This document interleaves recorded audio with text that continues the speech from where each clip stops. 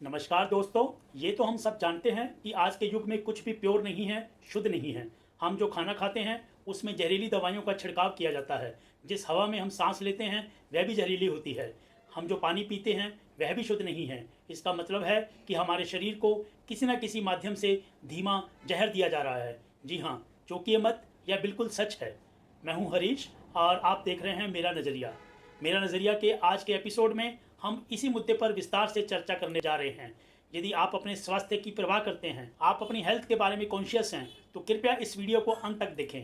हम सरकार को टैक्स देते हैं और बदले में हम सरकार से बुनियादी सुविधाओं की उम्मीद करते हैं। हम यह भी उम्मीद करते हैं कि सरकार की नियामक एजेंसियां यानी कि रेगुलेटरी बॉडीज कुशलतापूर्वक काम करें ताकि हमें गुणवत्ता वाली वस्तुएं और सेवाएं यानी क्वालिटी गुड्स एंड सर्विसेज मिल सकें। लेकिन क्या ऐसा होता है? अपने चारों ओर देखें, खुद से पूछें, एनालाइज करें और निष्कर्ष तक पहुंचें। मेरे नज़रिए में ये रेगुलेटरी बॉडीज़, ये नियामक एजेंसियां कुशलता से काम नहीं करती हैं, जिसके कारण हमें खराब गुणवत्ता वाली सेवाएं और वस्तुएं मिलती है। आप सभी जानते हैं कि जब भी हम कोई उत्पाद यानी कि प्रोडक्ट या सेवा यानी कि सर्विस खरीदते हैं तो हम जीएसटी के अनुसार कर का भुगतान करते हैं। जब भी हमें अपनी किसी मोटर वाहन यानी कि कार, बाइक, ट्रक वगैरह का पंजीकरण कराते हैं, रजिस्ट्रेशन कराते हैं, तो जीएसटी के अलावा रोड टैक्स का भी भुगतान करते हैं। इसके अलावा जब भी हम किसी हाईवे से गुजरते हैं तो हमें टोल टैक्स अलग से देना पड़ता है। उपरोक्त सभी करों के अलावा हम हर साल अपनी अर्जित आय के आधार पर आयकर का भी भुगतान करते हैं। यह भी हम जानते हैं कि सरकार इन करों से प्राप्त धनराशि विकास और नियामक एजेंसियों को चलाने के लिए खर्च करती है।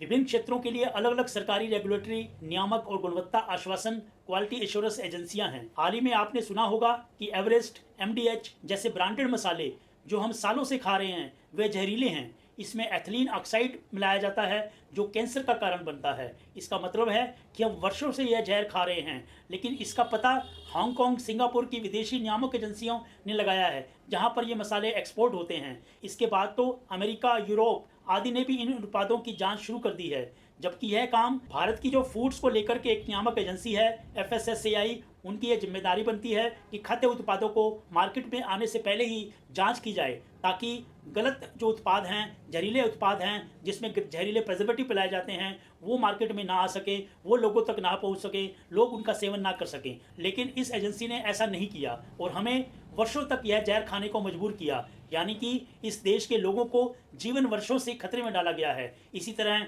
कई अन्य उत्पाद भी हो सकते हैं जिन्हें हम वर्षों से खा रहे हैं, जिनमें हानिकारक तत्व भी हो सकते हैं, लेकिन हमें उसका पता तक नहीं है।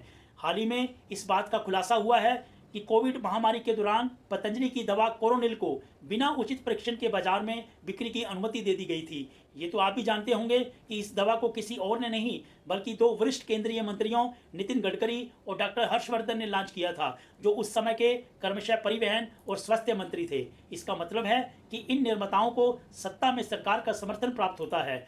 यहाँ तक कि कोविशील्ड वैक्सीन, जिसे हमारे प्रधानमंत्री श्री मोदी जी ने बहुत प्रचारित किया था और जिसे 80% लोगों ने लगाया भी था, कि दुष्प्रभाव पाए गए हैं, इससे खून के धक्के बन जाते हैं। इस बात का खुलासा कोविशील्ड की निर्माता कंपनी एस्ट्राजेनेका ने हाल ही में किया है। आपने देखा होगा कि कई लोगों की मौत कोविड के बाद अचानक दिल का दौरा पड़ने से हुई है। ऐसा कोविशील्ड के साइड इफेक्ट के कारण हो सकता है, ऐसा विशेषज्ञों ने बताया है। कुछ दिन पहले की खबर है कि भारतीय निर्माताओं द्वारा निर्मित कई दवाएं अप्रभावी पाई गई हैं, जिसकी जांच अभी भी जारी है। अभी 2 दिन पहले की खबर है कि कई कफ सिरप, यहाँ तक कि बच्चों के लिए बने सिरप में भी ऐसे रसायन पाए गए हैं जो मौत का कारण बन सकते हैं। चुनावी बॉन्ड के विश्लेषण से पता चलता है कि इनमें से कई फार्मा कंपनियों ने सरकार में शामिल पार्टियों को चंदा दिया है, जो अधिक गंभीर है, क्योंकि दान देने के बाद ये कंपनियां लाइसेंस के मामले में सरकार से मदद की उम्मीद करती हैं और गलत काम करते पाए जाने पर कोई कार्रवाई नहीं होने की भी उम्मीद करती है। लेकिन मेरा सवाल यह है कि इन नियामक एजेंसियों की मौजूदगी में इन खाद्य पदार्थों और दवाओं को बाजार में बिक्री की अनुमति कैसे दी जाती है? क्या ये एजेंसियां लोगों की जिंदगी से खिलवाड़ नहीं कर रही हैं? हम आए दिन देखते हैं कि अवैध शराब, मिठाइयाँ, तेल, दूध आदि अक्सर त्योहारों के दौरान बेचे जाते हैं, लेकिन ऐसे दोषियों के खिलाफ शायद ही कोई कार्रवाई की जाती है। इसी तरह शिक्षा, पर्यावरण, अग्नि सुरक्षा, सड़क सुरक्षा, खनन, स्वास्थ्य के लिए नियामक एजेंसियां तो बनी हैं, लेकिन इनमें से कोई भी एजेंसी अपना काम ठीक से करती नजर नहीं आती। यदि आप शिक्षा के क्षेत्र में बात करते हैं तो अधिकांश निजी उच्च संस्थान और यहाँ तक कि स्कूल उचित फैकल्टी और बुनियादी ढांचे के बिना चल रहे हैं। लेकिन उन्हें एफिलिएशन और रिकग्निशन मिलती रहती है, सालों साल मिलती रहती है, जिससे खराब गुणवत्ता वाली शिक्षा मिलती है और छात्रों को धोखा मिलता है। बुनियादी पर्यावरण मानदंडों का पालन किए बिना कारखाने चल रहे हैं, पर्याप्त सुरक्षा मानदंडों को बनाए रखे बिना राजमार्ग और सड़कें बनाई जा रही हैं, आग और भूकंप सुरक्षा मानकों का पालन किए बिना इमारतें बनाई जा रही हैं। यह सब कहने का उद्देश्य यह है कि यदि इस देश का नागरिक होने के नाते हम समय पर करों का भुगतान करने और नियमों और विनियमों का पालन करने की जिम्मेदारी लेते हैं, और अगर हम नहीं भी पालन करते तो हमारे ऊपर भारी भरकम जुर्माने लगाए जाते हैं, पेनल्टी लगाई जाती हैं, तो हमें समय पर और हर समय गुणवत्तापूर्ण सामान और सेवाएं प्राप्त करने का भी अधिकार है। मेरा नज़रिया में मुझे केवल इतना कहना है कि सरकार को उन उद्योगपतियों को खुश करने और उनका पक्ष लेने के लिए लोगों के जीवन को खतरे में डालने का कोई अधिकार नहीं है जो सत्ता में पार्टी को चंदा देती हैं, दान देती हैं।